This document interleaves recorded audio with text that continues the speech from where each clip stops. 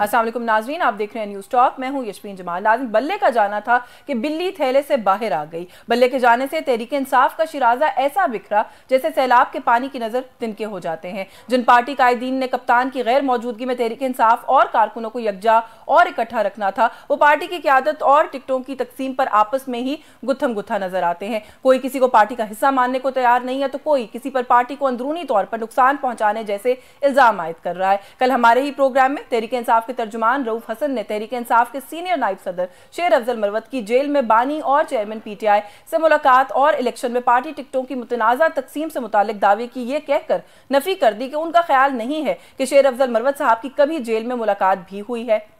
I just want to understand कि वो इमरान खान साहब से मिलकर आते हैं। खान साहब उनसे मिलते भी हैं कि नहीं, मैं तो इस पे जाऊंगा ना जी। खान साहब को किन लोगों को मिलने की इजाजत है? खान साहब के वकला जो है वो 2-1 दफा हफ्ते में वो जाते हैं। अगर केस हो, केसेस के ऊपर जो है वो वकलाई जा सकते हैं।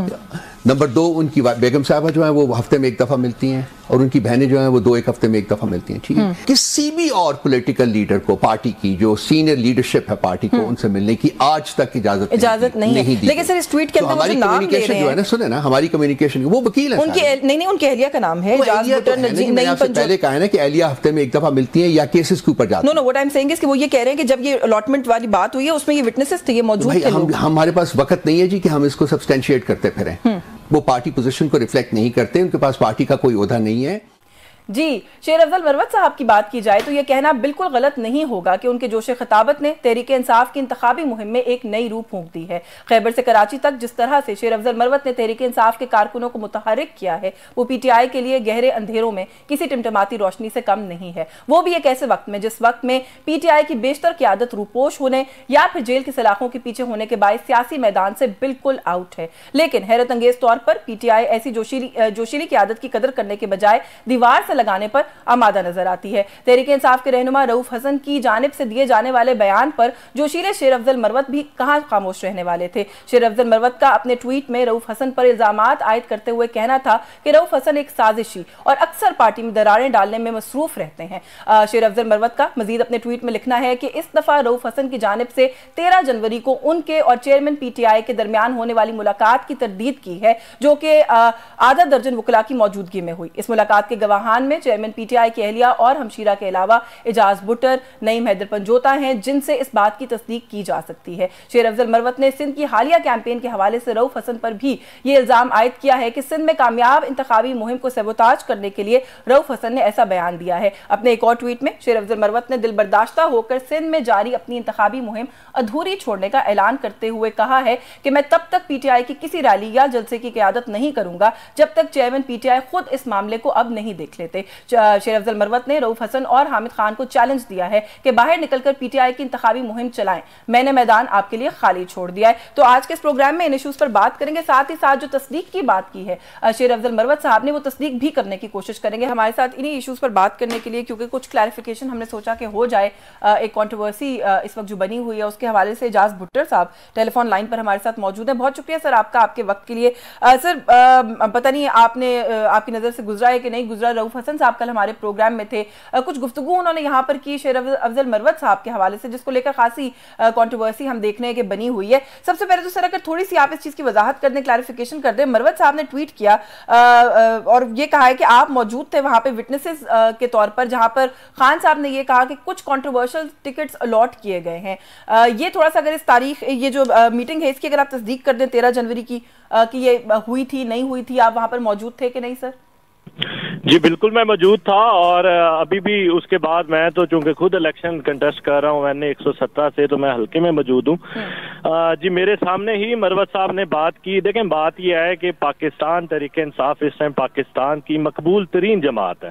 सारे सर्वे ये कहते हैं कि कोई कहता है 80% मकबूलियत है, कोई 90% कहती है, चाहे वो नेशनल सर्वे हो, इंटरनेशनल सर्वे हो, और सारे एजेंसीज की जो रिपोर्ट्स हैं उसमें भी ये आता है। अब बात यह है कि उसका मकबूल तरीन जमात का जो लीडर है वो जेल में है, जो बानी है वो जेल में है।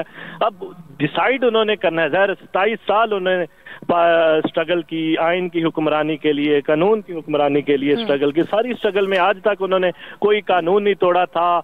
200 से ज्यादा उन पे केसेस बना दिए गए, बेगुनाह उनको 5 अगस्त को जो है वो कैद कर दिया गया, और किस तरह फैसले दिए गए आपके सामने हैं, किस तरह उनकी एविडेंस रिकॉर्ड ना हुई, किस तरह जो फाइनल आर्गुमेंट्स उनके रिकॉर्ड ना हुए तो उनको जेल का ये सारा मामला तो जाहिर है हमारे सामने है, हम इस पर बात भी करते रहते हैं।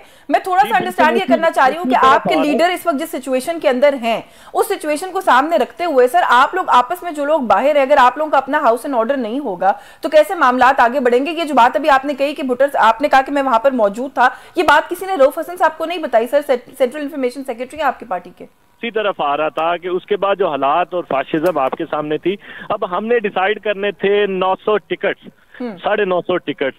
अब जुबानी गुलामी, कौन सा लीडर आप ये बताएं कि जुबानी गुलामी टिकट्स जो है वो उनका ऐलान हो सकता है या डिसाइड हो सकते हैं कि हमारे पुराने कैंडिडेट्स कौन थे, हमारे पुराने साथी कौन थे, उसके बाद जो हालात 20 महीनों से तमाशा और मजाक जारी है वो सारा आपके सामने। तो बात यह है कि वो जब उन्होंने मामलात पे डिस्कशन करनी थी, चाहे वो पंजाब के टिकट्स हों, चाहे वो केपी के हों, चाहे बलोचिस्तान और सिंध के हों, तो हमेशा जब भी गौहर अली खान साहब को 2-3 मीटिंग करवाई गई और जो डॉक्यूमेंट्स थे, जो टिकट्स के हमारे जो शॉर्ट लिस्ट होते थे, उनको भी जब हम लेके जाते थे बाकायदा तौर पे स्कैन किया जाता था। जब हम वकला अदालत में जाते थे तो हमें जो है वो एक पेन की इजाजत नहीं थी और कागज का टुकड़ा लेके जाने की इजाजत नहीं थी। तो इन हालात में जब हम टिकट्स अनाउंस करेंगे, इन हालात में जब हम टिकट्स का फैसला करेंगे तो उसमें थोड़ी बहुत खराबियां तो होंगी। लेकिन चले थोड़ा सा ये अंडरस्टैंड करवा दें, शेर अफजल मरवत साहब आपकी जमात का बाज़ाब्ता हिस्सा है, वो सीनियर वाइस प्रेसिडेंट हैं पार्टी के कि नहीं? वो हमारी जमात का बिल्कुल हिस्सा हैं और हम उनकी कदर करते हैं। जिस तरह उन्होंने खिदमात केपी में अपनी की और किस तरह लोगों को निकाला और इस खौफ से उन्होंने बाहर निकाला। उन्होंने कैंपेन कॉल ऑफ कर दी है सर, पता नहीं आप शायद कैंपेन में मसरूफ है, आपने उनका ट्वीट देखा है कि नहीं? वो कहते हैं जी मुझे जिस तरीके से पार्टी में कॉर्नर करने की कोशिश की गई है और हामिद खान ने और रऊफ हसन ने जैसे मुझे अटैक किया है, मैं अब कैंपेन नहीं करूंगा। देखिए हम सारे चूंकि पार्टी डिसिप्लिन की जो है वो उसको फॉलो करते हैं तो जाहिर है वो उनकी कोई तहफ़्ज़ात तो ज़रूर होंगे जिसकी बिना पे उन्होंने कॉल ऑफ कर दिया है। तो कल वो जाएं, खान साहब के पास जाएं, अपना मुद्दा उनके सामने रखें, जो उनका फैसला हो, चाहे वो रऊफ हसन साहब का फैसला। मैं समझता हूँ कि पार्टी के जो फैसले हैं और पार्टी के जो अंदरूनी मामलात हैं वो पार्टी के अंदर डिसाइड होने चाहिए, वो मीडिया पे नहीं आने चाहिए। हमने तो यही हमेशा। सर थोड़ा सा मुझे ये बता सकेंगे आपके और कौन कौन था 13 जनवरी की मुलाकात में? मरवत साहब कहते हैं आधा दर्जन से ज्यादा वकला थे वहां पर। उसमें मैं था, नईम हैदर पंजोता साहब थे और बाकी हमारी जो प्रोफेशनल लीगल टीम है जो केसेस की हद तक होती है। उमैर न्याजी साहब थे वहां पर, क्योंकि वो मरवत साहब कह रहे हैं कि उनको जिम्मेदारी लगाई थी खान साहब ने। जी उमैर न्याजी साहब भी मौजूद थे।